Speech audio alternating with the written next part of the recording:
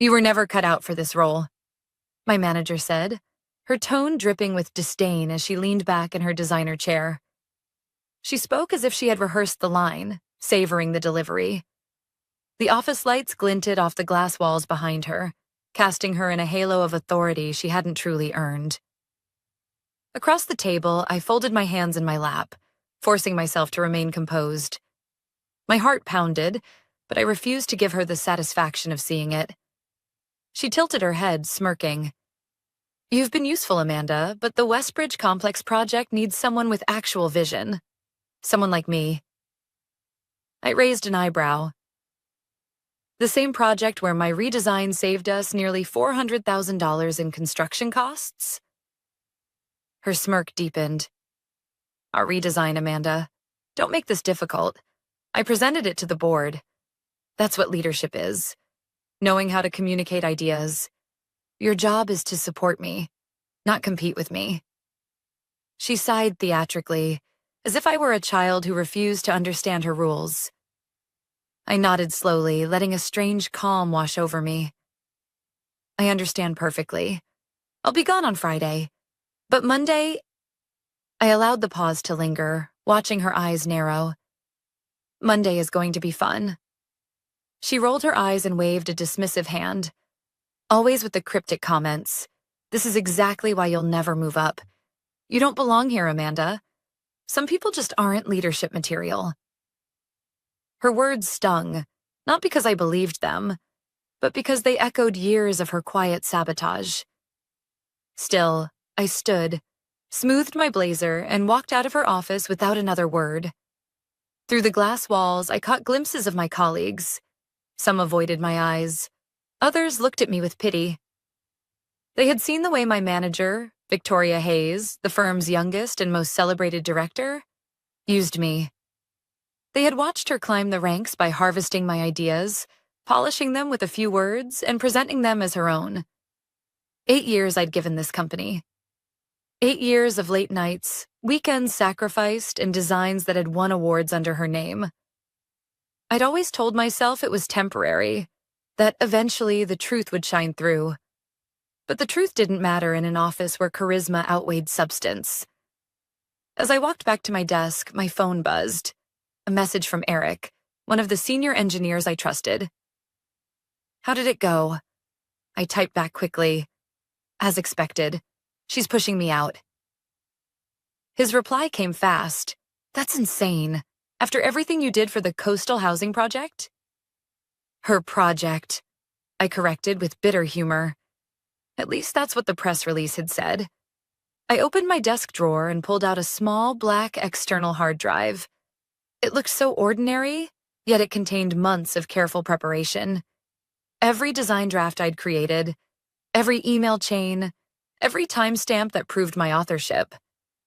Insurance I'd begun collecting when Victoria's thefts shifted from forgetting my contributions to actively erasing my name from presentations. I'd played along for too long, hoping my work would speak for itself. But when she requested access to my entire portfolio for archival purposes last month, I knew what she was doing. She was preparing to replace me entirely, rewriting history so she could stand on the foundation of my career. And now she thought she'd succeeded. A laugh escaped my lips, quiet enough that no one noticed. She had no idea what was waiting for her. My gaze drifted to the wall of framed project photos in the main hallway. The Greenfield Community Center, the Riverside Towers, the award-winning coastal housing project. Every one of them bore Victoria's name on the plaques. Every one of them was mine in spirit and in design. Seeing them now, I felt both a pang of regret and a spark of determination. I wasn't naive anymore. This wasn't just about pride or recognition. It was about survival, reputation, and justice. As I packed my things into a small box, just the essentials, the rest could wait. I repeated my words silently. Friday I'll leave. But Monday? Monday will be fun. Because Monday, Victoria would discover that building her empire on stolen work came with a price. Friday came quicker than I expected. The office felt colder that morning, though maybe that was just me, knowing it would be my last official day at Reynolds and Clark. When I arrived, my desk had already been stripped down to the bare minimum. HR had sent an email reminding me to transition my files by noon. It was as if I were being erased in real time, reduced to a name on a separation form. I tried not to let it sting, but after 8 years, it did. 8 years of building a career brick by brick. 8 years of pouring myself into designs that balanced creativity with practicality. And 8 years of watching Victoria Hayes, my manager, present my work as if it were born from her own brilliance. People always wondered how she rose so quickly, how she became one of the youngest directors in the firm's history. I used to wonder too. Now I knew. She hadn't built her career. She'd borrowed mine. As I began packing the last of my things into a box, Eric stopped by. He leaned against the edge of my desk, his voice low. "So it's really happening." I nodded. She made sure of it. "You know," he said carefully, "people talk. We all know you carried the coastal housing project. Without you, it wouldn't have met budget, let alone won that award." "That's not what the press release said," I replied. Bitterness crept into my tone before I could stop it. He studied me for a moment. "You're too calm. You're planning something." I smiled faintly but said nothing. I didn't owe him an explanation. On my lunch break, I walked past the company's wall of fame, the glossy photos of our signature projects. My heart twisted as I scanned them. The Greenfield Center, the Riverside Towers, the Coastal Housing Project. All of them bore Victoria's name as lead. Each plaque was a reminder of my silence. For years, I'd told myself to endure it. That recognition wasn't everything, that the work itself mattered. But recognition did matter. Without it, you became invisible, replaceable, expendable. Just like me now. I returned to my desk and slipped the small external hard drive into my bag. Inside, it lived years of careful documentation. Drafts, sketches, design files, email chains with metadata that proved authorship. I hadn't collected it out of spite, but out of survival. Something inside me had whispered months ago. "One day you'll need this." Friday afternoon blurred by. HR handed me a separation packet that promised 2 months of severance in exchange for my silence. Victoria didn't even come by to say goodbye. She was probably in a conference room rehearsing her next big presentation, the one she'd undoubtedly give on Monday, now that I was out of the way. When 5 o'clock came, I carried my box to the elevator. Some colleagues offered polite goodbyes, others avoided eye contact. Only Jenna, the receptionist, gave me a hug. She whispered, "We all know the truth, Amanda. Don't let her win." Her words stayed with me as I left the building. At home that evening, I poured myself a glass of wine and sat at my kitchen table, staring at the contents of my box. Family photos, a mug my daughter had given me, a desk plant already drooping from neglect. 8 years condensed into a cardboard container. I opened my laptop and connected the hard drive. On the screen, folders neatly labeled Greenfield, Riverside, Coastal Housing, Westbridge Complex. Each one filled with original files, sketches, timestamps, proof of my work. I scrolled through the Westbridge folder in particular. The design that saved $400,000 in construction costs was still there in its raw form, complete with calculations, revisions, and notes written in my hand. Victoria could dress it up and present it to the board, but she couldn't erase the fact that I had created it. For the first time in months, I felt a flicker of control. I wasn't naive enough to think revenge was simple. Companies like Reynolds and Clark protected their stars. People like Victoria built armor out of charm, connections, and carefully cultivated narratives. Going against her would be like standing in a storm with nothing but an umbrella. But sometimes all it took was one leak in the armor, one truth she couldn't spin. And I had it. Later that night, Eric texted me again. "Are you okay?" I stared at the message, considering how to respond. I typed back, "I will be. Monday will be interesting." There it was again, the phrase I'd said to Victoria. Monday. I didn't know if Eric would understand it, but I did. Monday wasn't about revenge for the sake of revenge. It was about finally pulling back the curtain, about refusing to let someone else write the ending to my story. I closed my laptop and finished my wine. Friday was over. Monday was coming. And Victoria had no idea what was waiting for her. The weekend passed in a haze of restless thoughts. I tried to distract myself with errands, with calls to my daughter, with long walks around the neighborhood. But no matter what I did, my mind returned to the same point. Monday. I didn't know exactly how it would unfold, but I knew this much. Victoria had pushed me out because she was afraid I'd discover what she had done. By Sunday evening, the pieces started to fall into place. I was sorting through my emails, preparing my documentation, when I noticed something strange. A forwarded message in my archive. One I didn't remember sending. It was addressed to a contact at Whitaker Design, one of our firm's biggest competitors. Attached was a draft sketch for the Westbridge complex. The problem was I hadn't sent it. My stomach sank as I scrolled further. 3 more emails, all apparently from my account, forwarding project materials to external addresses. The dates matched the week I'd been on vacation. I froze. Victoria hadn't just been stealing my work, she'd been planting evidence too. That night I barely slept. I kept replaying conversations in my mind. Her smug comments, the way she dismissed me in front of others, her insistence that some people just aren't leadership material. It wasn't just arrogance. It was strategy. She was laying the groundwork to paint me as incompetent, even disloyal. And if those emails ever surfaced, people might actually believe her. By the time Monday morning came, I was running on coffee and adrenaline. I didn't have to go into the office anymore, but I wanted to see what Victoria had planned. Something told me this wasn't going to be just another staff meeting. At 9:15 a.m., my phone buzzed with a text from Jenna, the receptionist. Big announcement at 10. Harold is here. Everyone's whispering. Harold Reynolds, the founder himself. He hadn't been in the office in weeks.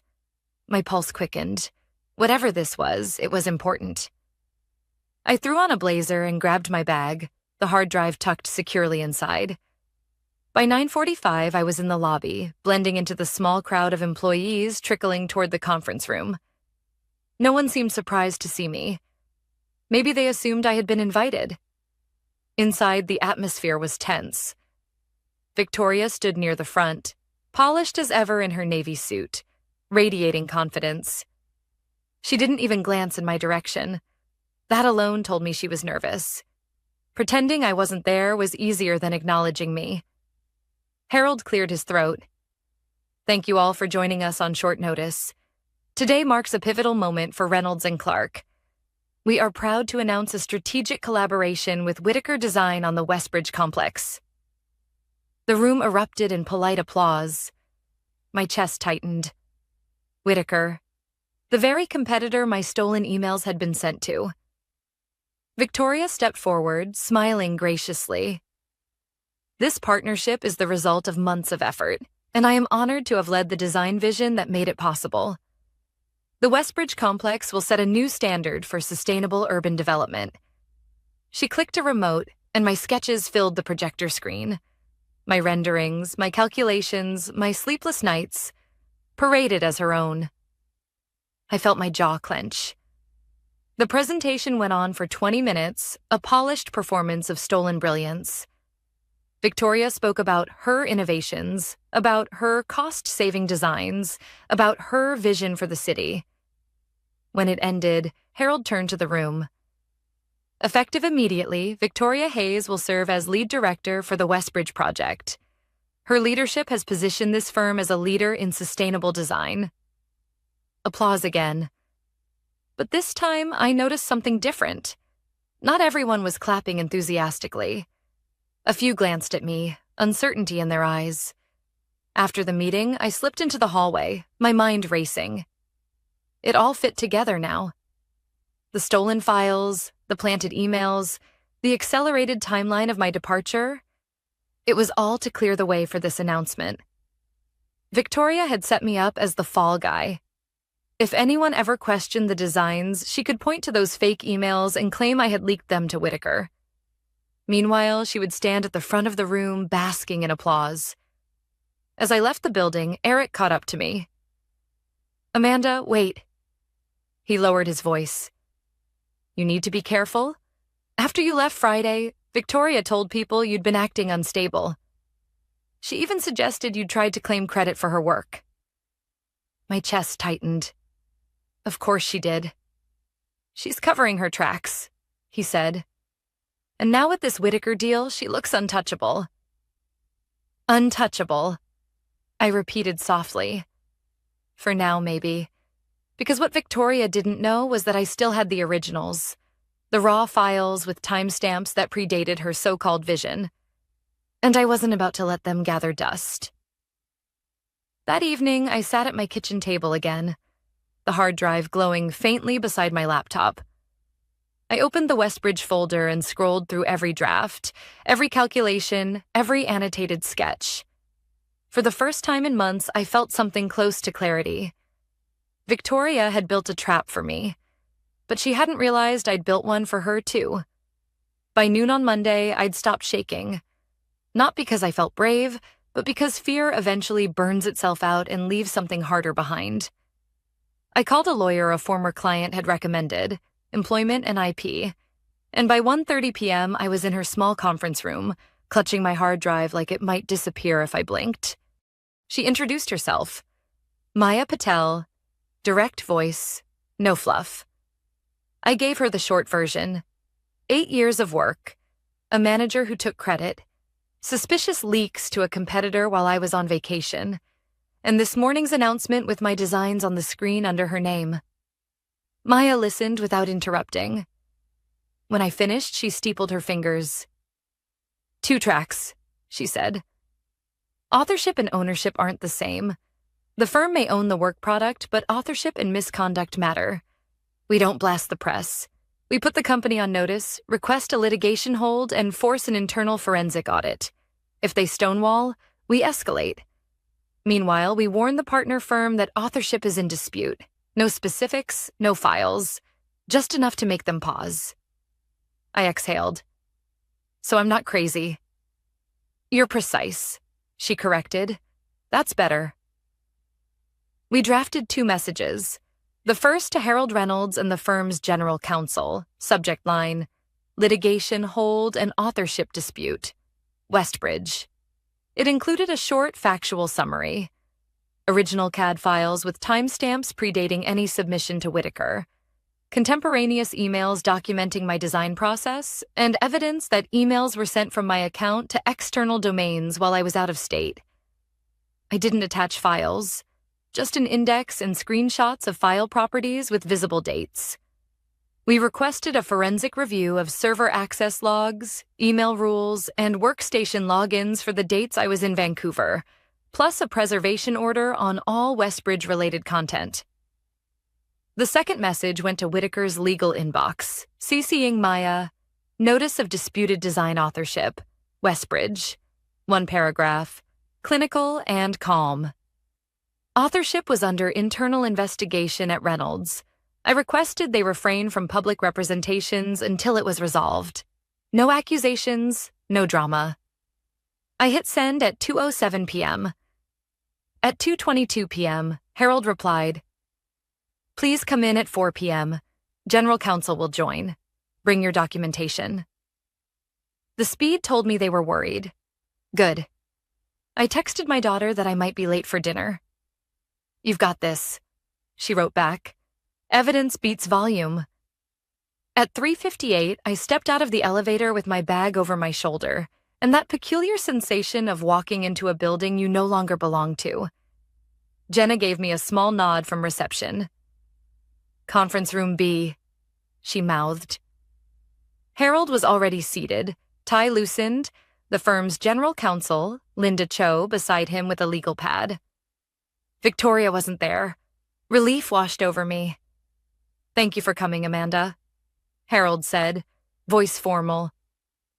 I connected my laptop and opened a folder labeled Westbridge Origin. I won't share confidential content beyond what's necessary, I began, keeping my tone even. You asked for proof. Here is the file tree, versioned with timestamps. This drawing set, V03 through V11, predates any calendar entry referring to Whitaker. The cost-saving calculations are in these spreadsheets with formula history. And here, I clicked into properties. The creation dates, author fields, and save paths. Linda leaned forward. We'll have IT verify the metadata against server logs. I nodded and switched windows. Now, the forwarded emails.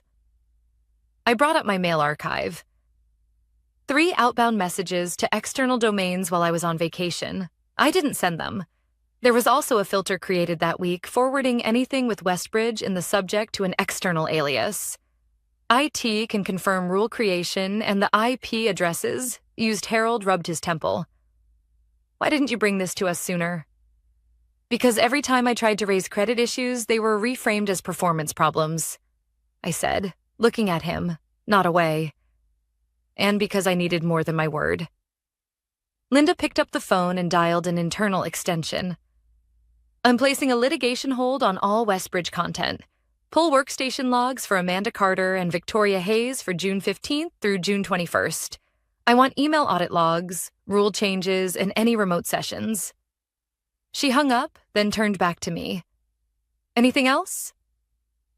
I opened a separate folder. Attribution evidence.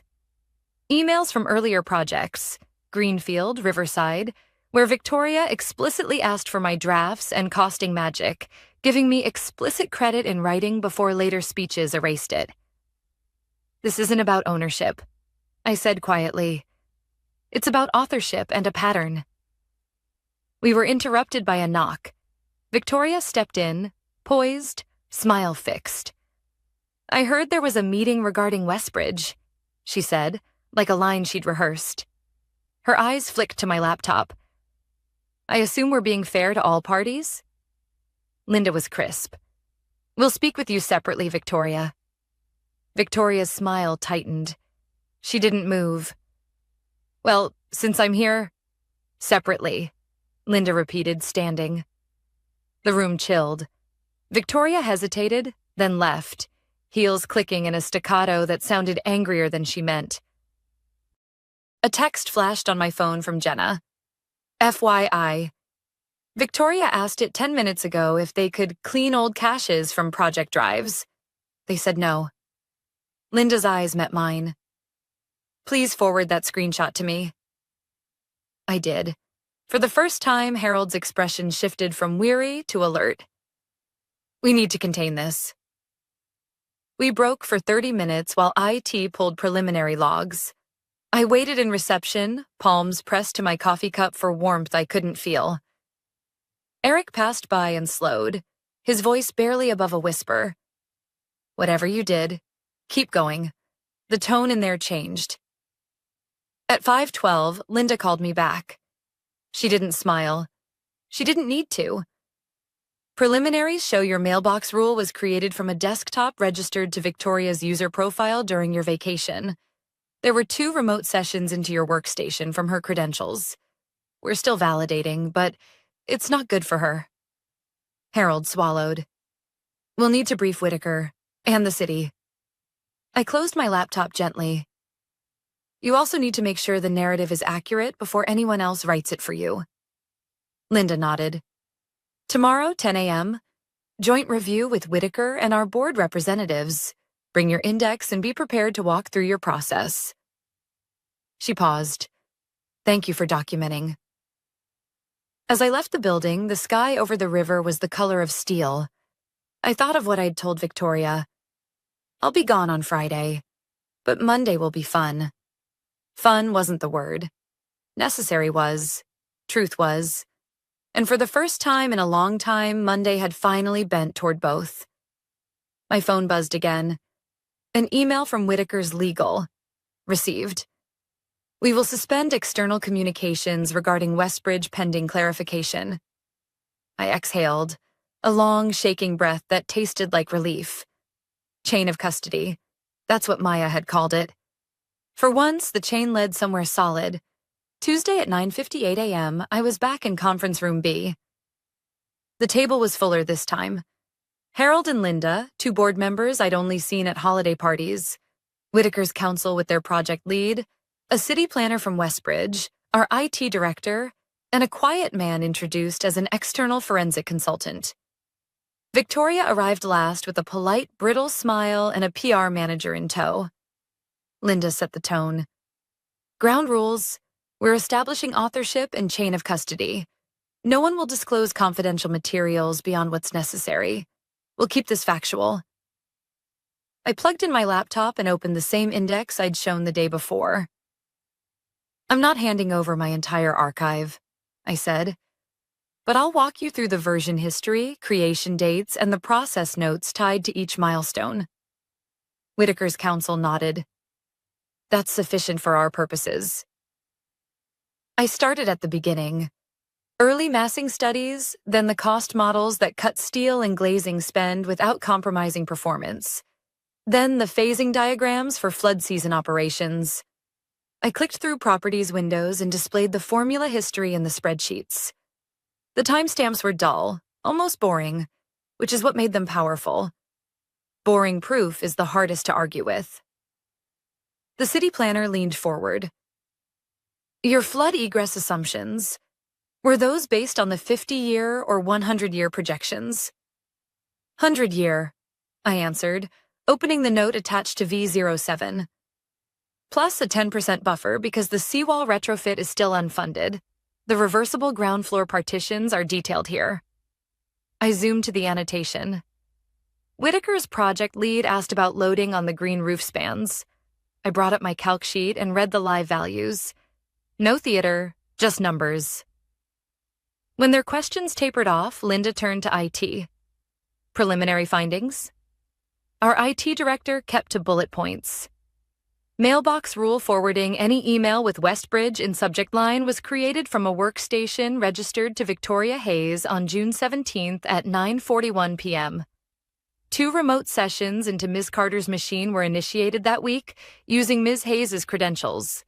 There were file accesses on Amanda's shared drive outside her typical hours, originating from Victoria's profile. We are still validating whether a USB device was mounted during that window. The external consultant added, We've imaged the relevant systems and preserved logs. Nothing is being altered during this review. Eyes shifted to Victoria. She folded her hands. We have always operated collaboratively. Amanda contributed early thinking. I refined and presented as any director would. The metadata is being misinterpreted. We frequently assist each other when people are out. And it's inappropriate to suggest Linda raised a palm. No one is characterizing intent. We are characterizing activity. Victoria's PR manager tried to pivot. Perhaps we should focus on forward-looking solutions. This is an internal miscommunication. The city planner cut in, voice even. It can't be a miscommunication if the person who designed it can explain load paths and phasing and the person who claims credit cannot. The commission will not proceed without clear attribution and a corrected record. Silence followed. The kind that lands like a weight. Harold cleared his throat. Amanda, if the firm recognizes you as author of the Westbridge design set, would you agree to resume as design lead under Linda's oversight while we complete this review? Interim status. We will also correct past attributions where documentation supports it. I didn't rush. 3 conditions. Written retraction of my termination and removal of alleged performance issues from my file. A public project statement acknowledging my authorship and the internal review. And new attribution protocols. Version control, file sign-offs, and named contributors on all external materials. Linda nodded before Harold could answer. We can implement an attribution policy immediately. Draft language will go to the board today. Whitaker's counsel spoke next. If authorship is corrected and the designer who can answer our technical questions leads, Whitaker will remain on the collaboration. Otherwise, we will withdraw. Victoria's jaw tightened. We're making a spectacle out of procedure. You're damaging the firm. No, I said quietly. This protects the work, and the people who do it. The meeting adjourned without theatrics. Victoria was placed on administrative leave pending the forensic report. PR prepared a brief statement. The firm was correcting a project attribution and implementing stronger authorship controls. The city accepted the interim arrangement. Whitaker suspended public announcements until the review concluded. The rest didn't resolve in a day. It took 2 weeks of log pulls, interviews, and more questions about arcane spreadsheet cells than anyone should endure. When the report landed, it was clinical. Rule creation and remote sessions traced to Victoria's credentials, file access inconsistent with my travel records, and an established pattern of authorship misrepresentation across prior projects. The board met that afternoon. By evening, Victoria resigned. The memo cited policy violations without detail. The industry drew its own conclusions. Harold asked to see me the next morning. He didn't try to smooth it over. We failed you, he said. I failed you. I looked at outcomes and ignored process. If you'll stay, we want you to lead Westbridge and help us build the attribution system you described. Title and compensation to match. I thought of 8 years of swallowing my name, of Friday's cardboard box, of Jenna's whispered, "Don't let her win." I thought of my daughter telling me evidence beats volume. I'll stay, I said, on the terms we agreed. No quiet fix. We do this in the open. We will, he said. The statement went out that afternoon. It wasn't dramatic. It didn't name names. It corrected the record and set new rules. Contributors listed on every deck, file authorship locked by system, sign-offs that travel with the work. The wall of fame began to change, one plaque at a time. It felt small and enormous at once. A month later, I presented the refined Westbridge set to the City Commission. I didn't think about revenge. I thought about load paths, evacuation timing, maintenance access, cost per square meter, the things that actually hold a project up. On the way out, the city planner shook my hand. Your process is clear, she said. That's what lasts. That night, my daughter asked the question she always does after big days. Worth it? Yes, I said. Not because it hurt her, because it protected the work, and the people who'll come after me. You were never cut out for this role, Victoria had said. She was right about one thing. I wasn't cut out to play someone else's role. I was built to do the work, and to make sure the credit follows the truth. Monday wasn't fun. It was accountability, and that was more than enough.